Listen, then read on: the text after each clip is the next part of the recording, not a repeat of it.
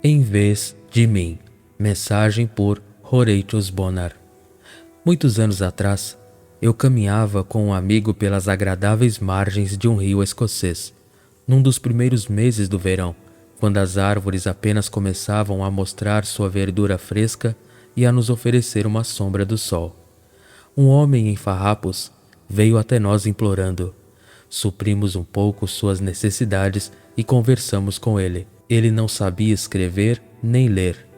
Ele não sabia nada sobre sua Bíblia e parecia não se importar em conhecê-la. Você precisa ser salvo, não precisa? Oh, sim, acho que sim, disse ele. Mas você conhece a maneira de ser salvo? Nós perguntamos. Ouso dizer que sim, foi a resposta. Como então você espera isso? Não tenho sido um homem muito mau, e estou fazendo o máximo de boas obras que posso. Mas suas boas obras são boas o suficiente para levá-lo para o céu? Nós perguntamos. Eu penso que sim, e estou fazendo o meu melhor. Você não conhece nenhuma boa obra melhor do que a sua? Conheço as boas obras dos santos, mas como posso obtê-los? Ele perguntou. Você não conhece boas obras melhores que a dos santos? Acho que não pode haver melhor, disse ele. Não são as obras do Senhor Jesus Cristo melhores do que as obras dos santos? Claro que elas são, mas de que servem elas para mim? Elas podem ser de grande utilidade para nós, se acreditarmos no que Deus nos disse sobre elas. Como é isso?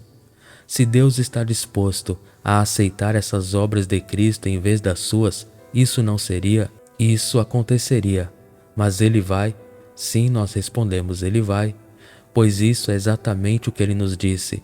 Ele está disposto a aceitar tudo o que Cristo fez e sofreu, em vez do que você poderia fazer ou sofrer, e dar a você o que Cristo merece em vez do que você merece. Esse é realmente o caso? Deus está disposto a colocar Cristo em meu lugar? Sim, Ele certamente está, dissemos. Mas não tenho eu mesmo boas obras para fazer? Muito, respondemos, mas não para comprar perdão com elas. Você deve aceitar o que Cristo fez como preço a ser pago por seu perdão. E então, tendo assim obtido um perdão gratuito, você trabalhará para aquele que o perdoa por amor do seu amor por você. Mas como posso conseguir isso? Ele perguntou. Ao acreditar no Evangelho, ou nas boas novas que falam sobre o Senhor Jesus Cristo, como Ele viveu, como Ele morreu, como Ele foi sepultado, como Ele ressuscitou, tudo pelos homens pecadores, como a Bíblia diz, por meio deste homem vos é pregado o perdão dos pecados, e por ele todos os que creem são justificados de todas as coisas. O mendigo se levantou e se perguntou. O pensamento de que as obras de outros serviriam em vez das suas próprias e que ele poderia obter tudo o que as obras deste outros mereciam parecia atingi-lo. Nunca mais nos encontramos. Mas a palavra parecia influenciá-lo. Ele parecia levá-la consigo como algo que nunca ouvira antes, algo que parecia uma notícia quase boa demais para ser verdade. Mais de uma vez falei sobre isso desde então, ao ilustrar o Evangelho, e parecia dizer: a admiração do homem de que as obras de outro deveriam funcionar em vez das suas próprias era em si uma visão dos efeitos produzidos pelo Evangelho de Cristo. Cristo por nós é a mensagem que trazemos. Cristo levando nossos pecados em seu próprio corpo sobre o madeiro. Cristo fazendo o que deveríamos ter feito, suportando o que deveríamos ter suportado. Cristo pregado em nossa cruz, morrendo nossa morte, pagando nossa dívida. Tudo isso para nos levar a Deus e tornar nossa vida eterna. Esta é a pura palavra do Evangelho, que todo aquele que crê é salvo e nunca entrará em condenação. São poucos os que não sabem o que significa a palavra substituto quando se refere a coisas comuns, mas é bom que vejamos como o conhecimento correto desta palavra é a chave para o entendimento correto do Evangelho. Cristo por nós, ou Cristo nosso substituto, é o Evangelho ou boas novas de grande alegria que os apóstolos pregaram e que podemos contar, mesmo nestes últimos dias, aos filhos dos homens como sua verdadeira esperança. As boas novas que trazemos não são o que nos foi ordenado fazer para que Deus se reconcilie conosco, mas o que o Filho de Deus fez em nosso lugar. Ele tomou nosso lugar aqui na terra para que pudéssemos obter o seu lugar no céu. como o perfeito na vida e na morte, como o fazedor e o sofredor, ele é apresentado a nós para que possamos obter o benefício completo dessa perfeição assim que recebermos seu Evangelho. Toda a nossa imperfeição, por maior que seja, se perde na completude de sua perfeição, de modo que Deus não nos vê como somos, mas como Ele é. Tudo o que somos, fizemos e fomos é perdido de vista no que Ele é, fez e tem sido. Aquele que não conheceu o pecado foi feito pecado por nós, para que nele fôssemos feitos justiça de Deus. É sobre esta completude do Filho de Deus, como o substituto que carrega o pecado, que o pecador repousa. É sobre isso que tomamos nossa posição em nossos tratos com Deus. Precisamos de um portador de pecado, e Deus nos deu alguém que é totalmente perfeito e divino. O castigo que nos traz a paz, estava sobre ele, e pelas suas pisaduras fomos sarados.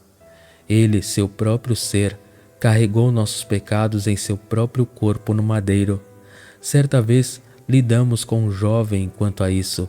Ele se sentou com a sua Bíblia diante dele, ponderando sobre o modo de vida e perguntando: o que devo fazer para ser salvo? Ele estava nas trevas e não via luz. Ele era um pecador. Como ele poderia ser salvo? Ele era culpado. Como ele poderia ser perdoado? Não por obras de justiça que praticamos. Não, certamente, mas como então? Foi a pergunta dele. Por Cristo fazendo todo. Mas isso é possível? Ele perguntou. Posso ser salvo por outro fazendo tudo por mim? Não só é possível, como é certo. Este é o caminho, o único jeito. É a única maneira de Deus salvar o pecador. E eu não tenho nada para fazer? Ele pergunta. Nada para ser salvo, respondemos.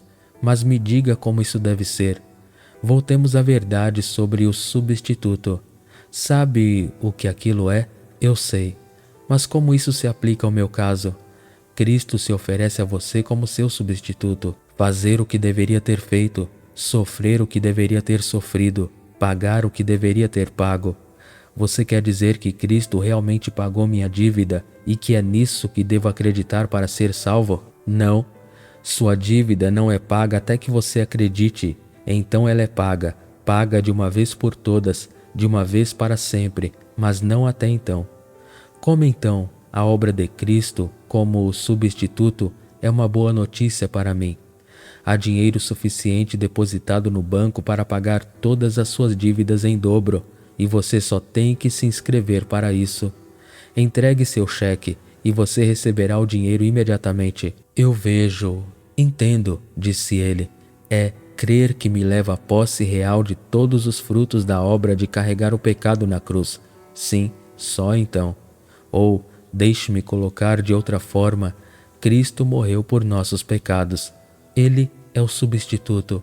Ele é apresentado a você como tal. Você está disposto a tomá-lo como tal, para que ele possa pagar todas as suas dívidas e perdoar todos os seus pecados? Sim, mas deixe-me ver isso mais completamente, pois parece muito simples.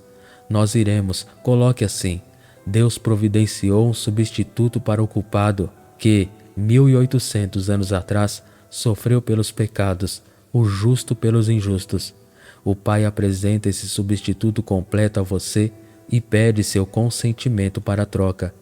O Filho se apresenta a você, oferecendo-se para ser seu substituto. O Espírito Santo o apresenta a você como um substituto. Você consente? O Pai quer, o Filho quer, o Espírito quer. Você está disposto? Você dá seu consentimento? É isso, disse ele, é isso. Seu consentimento em tomar a Cristo como seu substituto foi o alvorecer do dia. Assim, a cadeia do pecador é quebrada e ele fica livre para servir a Deus. Primeiro a liberdade, depois o serviço dos homens libertos da condenação e da escravidão. Ao aceitar o substituto divino que o pecador é libertado para servir ao Deus vivo. A liberdade que flui do perdão, assim recebido, é o verdadeiro começo de uma vida santa. Se então devo viver uma vida santa, devo começar com o substituto. Devo negociar com ele para obter perdão e libertação. Assim sendo por ele livrados das mãos de nossos inimigos, servimos a Deus sem temor, em santidade e justiça todos os dias de nossa vida. Se devo servir a Deus e possuir algo da verdadeira religião, devo começar com o substituto, pois a religião começa com o perdão, e sem o perdão a religião é uma profissão pobre e cansativa. Simples é o perdão necessário para que sejas temido. Esta é a palavra de ordem divina. Não primeiro o temor de Deus e depois o perdão, mas primeiro o perdão e depois o temor de Deus. Amém.